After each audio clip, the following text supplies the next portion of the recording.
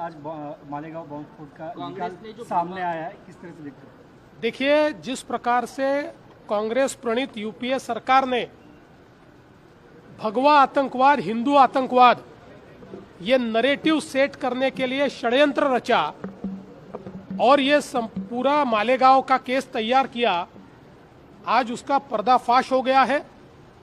Court ने सबूतों के आधार पर ये कितना खोखला था, ये कैसा षड्यंत्र था, ये किस प्रकार से रचा गया था, ये सारी चीजें सामने लाई हुई है।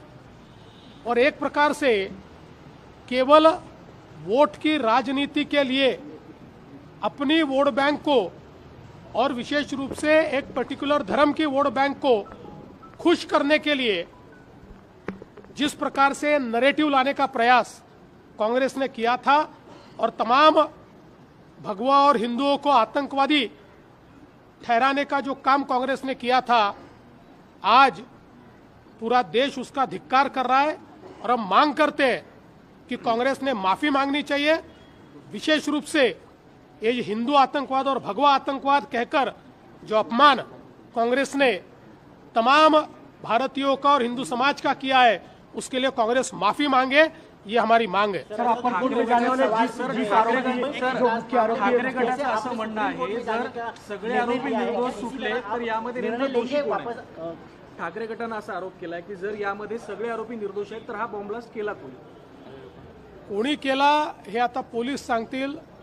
त्यावेळच्या यंत्रणेने काय तपास केला हे त्या यंत्रणेला विचारावं लागेल। आपल्याला कल्पना आहे की त्याही वेळेस ठाकरे साहेब आता ज्यांच्या सोबत बसलेले आहेत त्यांचंच सरकार होतं आणि त्यांच्याच पोलिसांनी हे केलेलं आहे। खरं म्हणजे माझी तर अपेक्षा होती की त्यांनी भगव्या आतंकवादाचा हा नरेटिव्ह पूर्णपणे अयशस्वी झाला याबद्दल अभिनंदन करायला पाहिजे होतं, पण कदाचित तेही आता लांगुल चालन करणाऱ्यांच्या सोबत गेलेले आहेत म्हणून असा प्रश्न विचारतात। मुख्य सूत्रधार इसके खिलाफ आप अपर कोर्ट में जाने वाले हैं?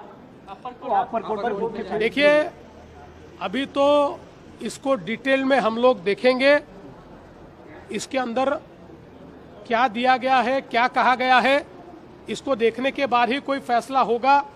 अपरेंटली जिस प्रकार की चीजें सामने आ रही है उसमें यह स्पष्ट रूप से दिख रहा है कि यह षड्यंत्र था। सर, न्यायालयाने यंत्रणेच्या तपासासंदर्भात देखील प्रश्न उपस्थित केले आहेत। तत्कालीन सरकार याला जबाबदार आहे असं वाटतं? मला असं वाटतं की मी पोलिसांना दोष देणार नाही। यूपीए सरकारने हे षड्यंत्र तयार केलं होतं आणि त्या षड्यंत्राला पूर्ण करण्याचा दबाव हा पोलीस यंत्रणेवर होता आणि त्यामुळे पोलीस यंत्रणेने त्यावेळी केलेलं हे काम आहे। त्यामुळे पोलीस यंत्रणा दबावाखाली काम करत होती। त्यांना एवढंच सांगण्यात आलं होतं की आता इतके मोठ्या प्रमाणात बॉम्बस्फोट होत आहेत, वेगवेगळ्या प्रकारच्या घटना होत आहेत आणि त्यातनं जगामध्ये इस्लामिक टेररिझम अशा प्रकारचा एक शब्द कॉइन झाला होता जो 9/11 नंतर मोठ्या प्रमाणात कॉइन झाला। त्याचं उत्तर म्हणून एक भगवा टेररिझम हा आणायचा आणि त्यातनं लांगुल चालन करायचं अशा प्रकारचा यूपीए सरकारचा प्रयत्न होता आणि त्या दबावाखाली या केसेस झालेल्या स्पष्टपणे दिसतात। मुंबई बॉम्ब ब्लास्ट असेल